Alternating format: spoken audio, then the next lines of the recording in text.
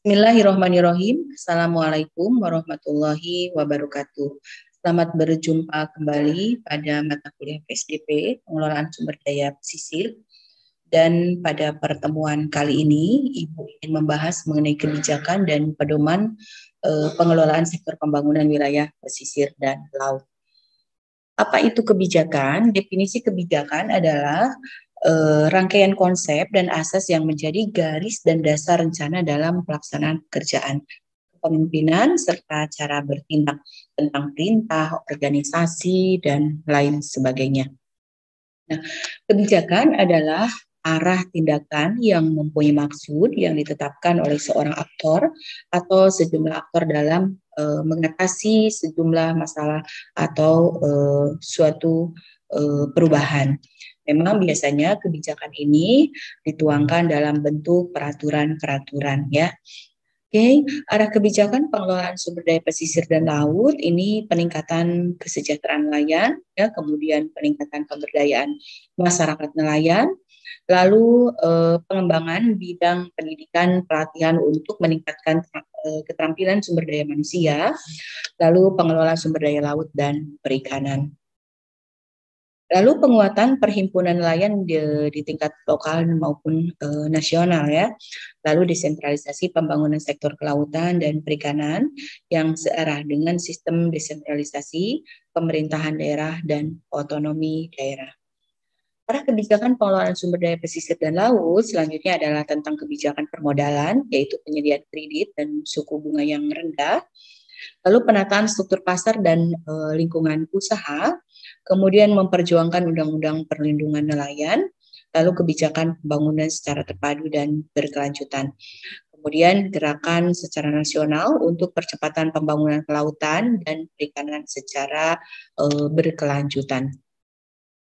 Nah, ini adalah beberapa sektor-sektor pembangunan wilayah pesisir, meliputi sektor kehutanan, sektor pertanian, sektor perikanan budidaya, sektor perikanan tangkap, lalu sektor kawasan pemukiman dan perkotaan, serta sektor pariwisata dan rekreasi, lalu sektor pertambangan dan energi, sektor pembuangan limbah padat, sistem pembuangan limbah cair, lalu sistem pembuangan tangki septik, jalan raya dan jembatan, serta pelabuhan.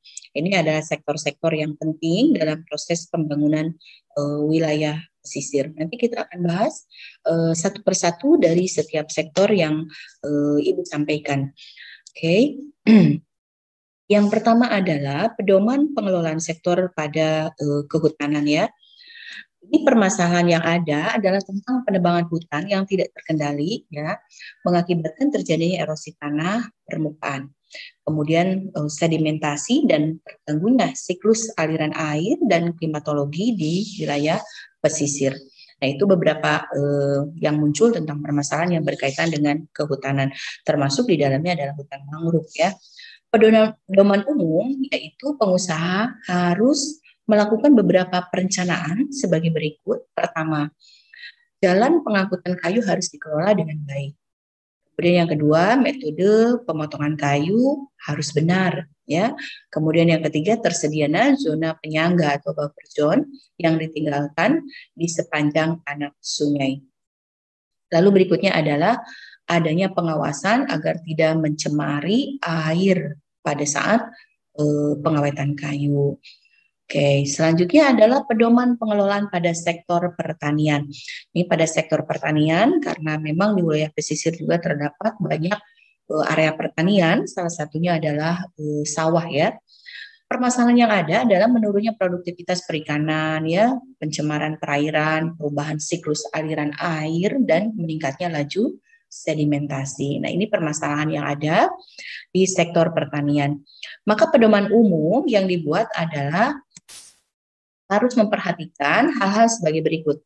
Pengendalian bahan pencemar seperti pupuk, biosida, ya, atau penyemprotan DDT, pestisida, kemudian insektisida. Nah, ini harus dikendalikan dengan baik karena zat-zat tersebut itu satu sisi bisa membasmi hama, tapi satu sisi bisa merugikan terhadap kualitas daripada tanah itu sendiri maupun dari kualitas air. Mengapa demikian? Ya itu ketika terjadinya hujan, maka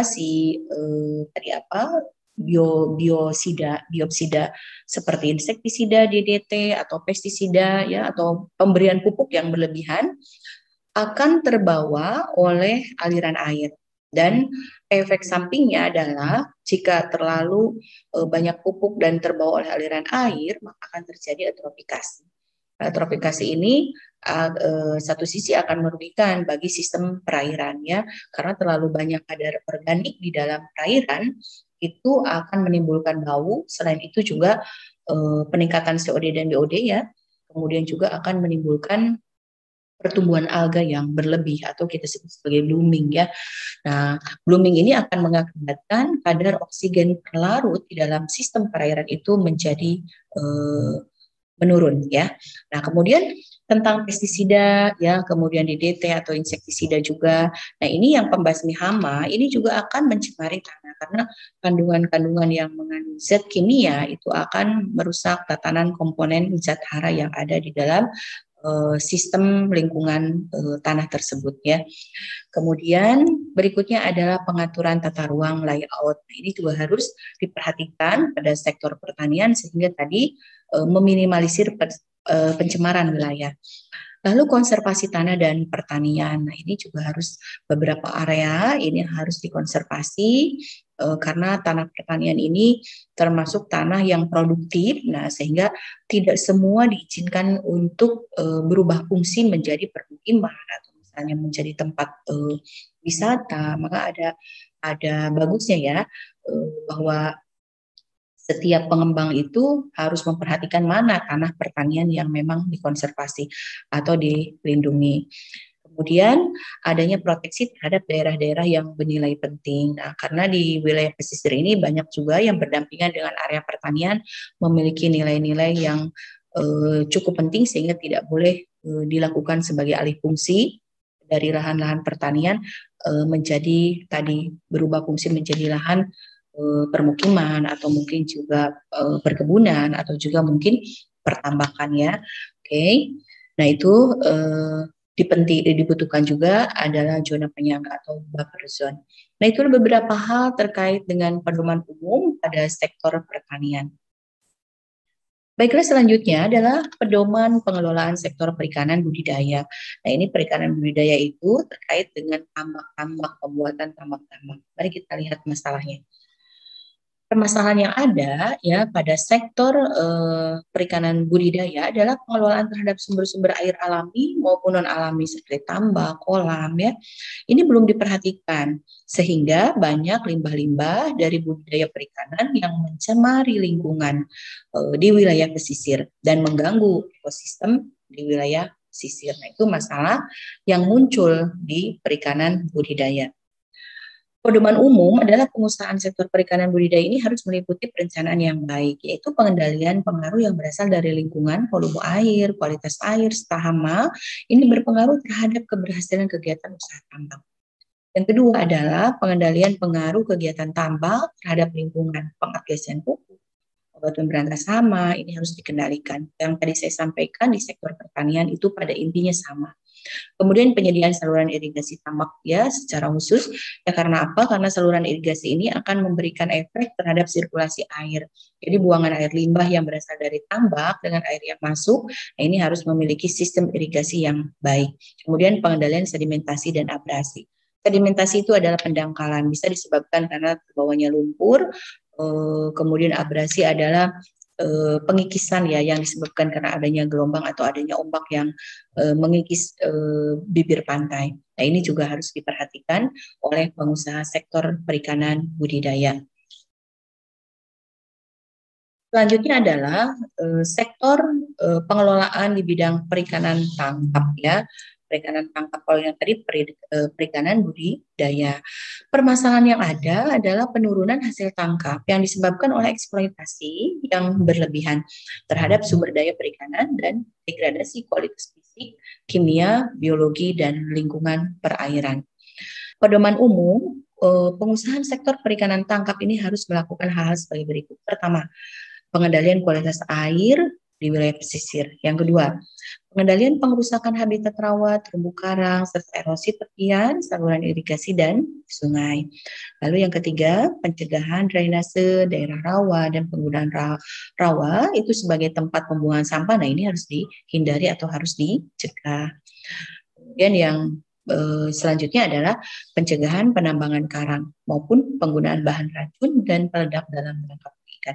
Kenapa demikian? Karena memang kalau menggunakan racun itu maka semua populasi ikan atau mungkin beberapa jenis ikan, populasi-populasi dari berbagai macam ikan itu akan ikut mati, termasuk yang baby fish-nya ya, atau ikan-ikan kecil. Nah, itu juga yang ikut mati akibat adanya racun. Makanya ini sangat dilarang ya oleh Kementerian Perikanan juga dan Kelautan ya.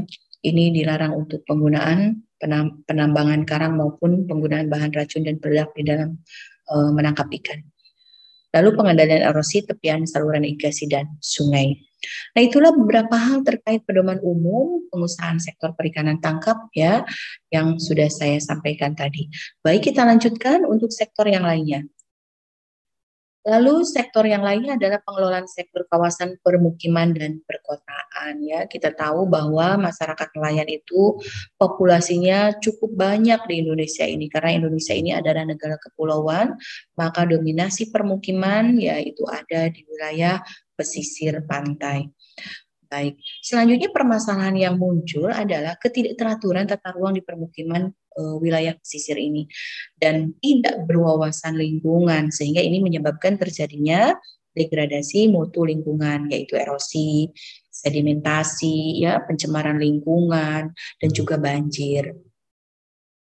Pedoman umum untuk pengusahaan sektor kawasan permukiman dan perkotaan ini harus membuat beberapa perencanaan yang baik seperti menata kembali rencana pembangunan permukiman dan perkotaan di wilayah pesisir demi terwujudnya konsep yang berwawasan lingkungan. Yang kedua, daerah vital seperti mangrove dan sistem aliran air alami ini harus dibebaskan dari berbagai jenis pemanfaatan kecuali kegiatan rekreasi yang tidak mengakibatkan perubahan pada lingkungan. Lalu selanjutnya pengelolaan aliran air atau runoff. Lalu pengelolaan daerah banjir dan bencana, kemudian dilarangnya kegiatan pengerukan dan penimbunan di daerah pantai. Nah, itu beberapa hal terkait dengan pedoman umum yang harus diperhatikan ya oleh pengusahaan sektor kawasan pemukiman dan perkotaan. Selanjutnya adalah pedoman pengelolaan sektor pariwisata dan rekreasi. Permasalahan yang ada adalah pembangunan fasilitas-fasilitas di tempat rekreasi ini dapat mengakibatkan masalah ekologis jika kegiatan pengembangan dan pembangunan tidak didahului oleh inventarisasi dan persiapan daerah rencana pengelolaan ya. Nah, pedoman umumnya adalah pengusahaan sektor kawasan pariwisata dan rekreasi meliputi hal-hal sebagai berikut. Pembangunan tempat berlabuhnya kapal-kapal dan perahu-perahu motor ini dan fasilitas lainnya harus direncanakan dengan cermat sehingga memperkecil terjadinya pencemaran pada badan air. Yang kedua adalah pembentukan taman nasional yang memadukan usaha perlindungan dan pelestarian pada sumber daya alam dengan kepariwisataan. Lalu selanjutnya tempat berlabuh sebaiknya ditempatkan pada perairan yang memiliki sifat daya pencucian yang tinggi. Lalu sistem saluran air di sekitar tempat berlabuh direncanakan sedemikian rupa sehingga sirkulasinya maksimum dan saluran mati dapat dihindari.